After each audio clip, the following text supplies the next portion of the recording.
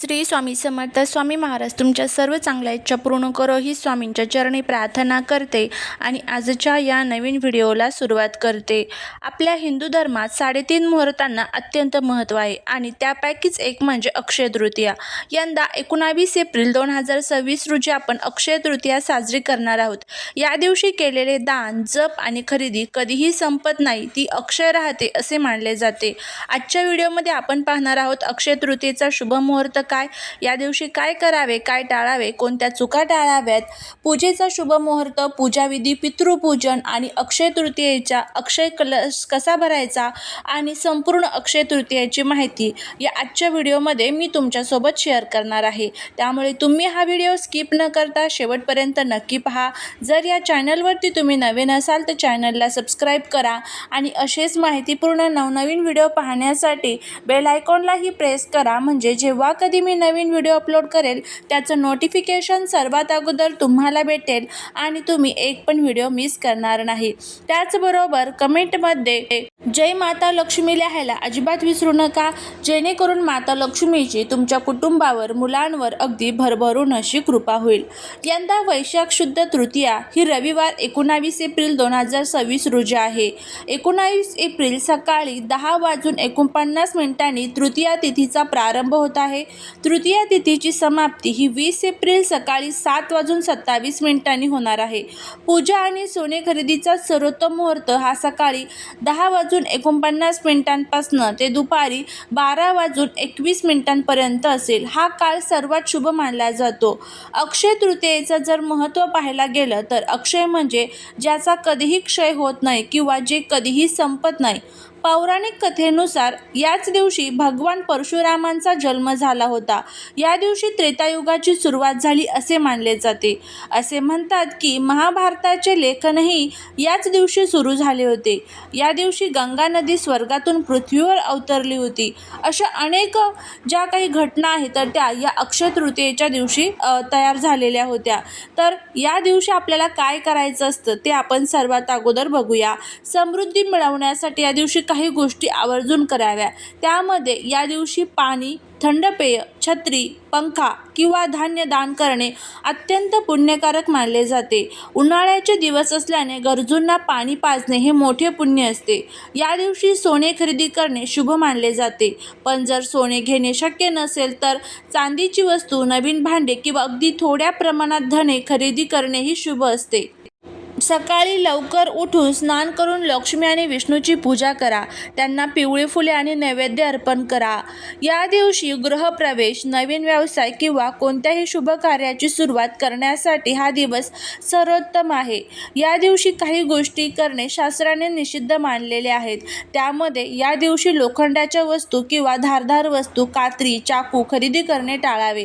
घरात भांडणे किंवा कोणाचाही अपमान करू नका. या दिवशी प्रसन्न राहणे महत्त्वाचे आहे. हा पवित्र दिवस असल्याने सात्विक आहार घ्यावा आणि व्यसनांपासून दूर राहावे.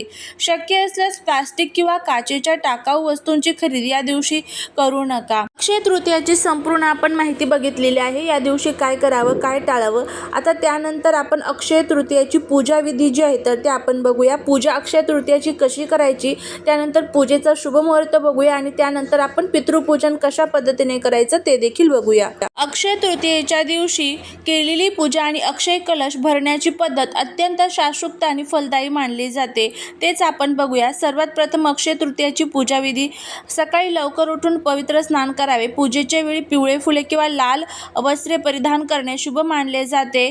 घराच्या ईशान्य कोपऱ्यात एका देव्हाऱ्यासमोर एक स्वच्छ चौरंग ठेवा. त्यावर पिवळी कापड अंथरा. चौरंगावर गणपती बाप्पा, भगवान विष्णू, माता लक्ष्मीची मूर्ती किंवा फोटो स्थापित करा. देवाला गंगाजल किंवा शुद्ध पाण्याने अभिषेक करा. चंदनाचा टिळा लावा. पिवळी फुले, तुळस विष्णूसाठी आणि कमळाचे फूल किंवा गुलाबाचे फूल लक्ष्मीसाठी अर्पण करा. या दिवशी विष्णूंना सातूचे पीठ म्हणजे सत्तू, गूळ आणि पाणी आणि ऋतुफळ विशेषतः आंबा याचा नैवेद्य दाखवण्याची प्रथा आहे. तुपाचा दिवा लावून विष्णू सहस्रनाम किंवा महालक्ष्मी अष्टकमचा पाठ करावा आणि शेवटी आरती करावी. उन्हाळ्याची सुरुवात आणि पूर्वजांच्या आशीर्वादासाठी अक्षय तृतीयेला कलश भरण्याचे विशेष महत्त्व आहे. ज्या ठिकाणी ठिकाणी आपण पूजा मांडलेली आहे तर त्याच ठिकाणी आपल्याला हा अक्षय कलश जो आहे तर तो भरून ठेवायचा असतो. यासाठी काय करायचं, एक तांब्या घ्यायचा किंवा पितळेचा वगैरे घेतला तरीही चालेल. स्वच्छ धुवून वगैरे घ्यायचा. त्या तांब्यामध्ये तुम्हाला संपूर्ण जे तांदूळ असतात, अखंड अक्षता, कुठेही तुटलेल्या नको, फुटलेल्या नको, अशा अखंड अक्षता तुम्हाला त्यावरती भरायच्या आहेत. संपूर्ण फुल हा तांब्यात तुम्हाला तांदळाने भरायचा.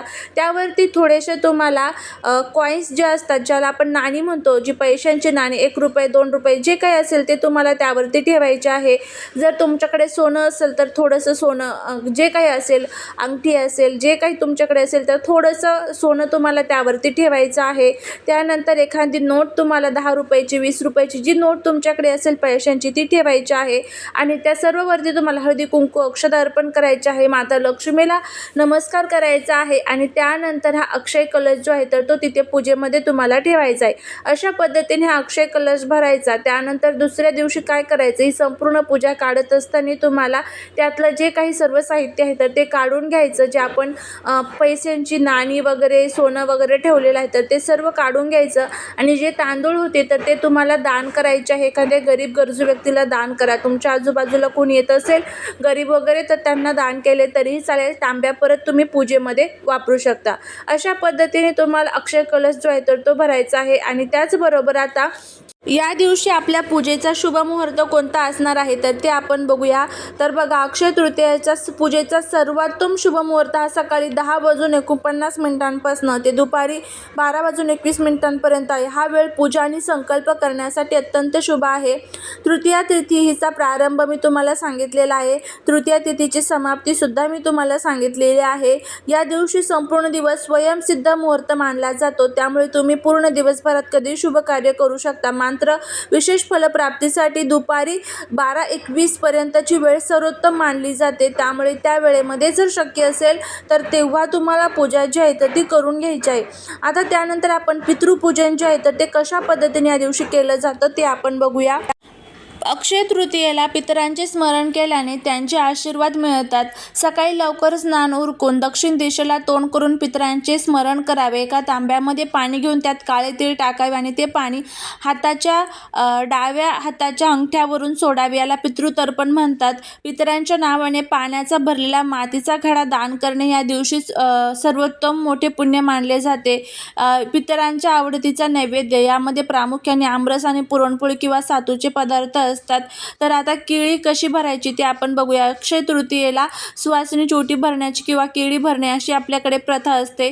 तर यासाठी काय करायचं आहे, सुवासिनीची ओटी भरायची असेल त्यांना प्रथम हळदी कुंकू लावून घ्या. त्यानंतर त्यांच्या पदराला 2 केळी, नारळ आणि खण ठेवा. त्यांना जोडवी भेट द्या. त्यांचा मानसन्मान करा. काही ठिकाणी या दिवशी नवीन केळीची फणी देवीला अर्पण करून मग सुवासिनी जी आहे तर ते जेव घातली जाते.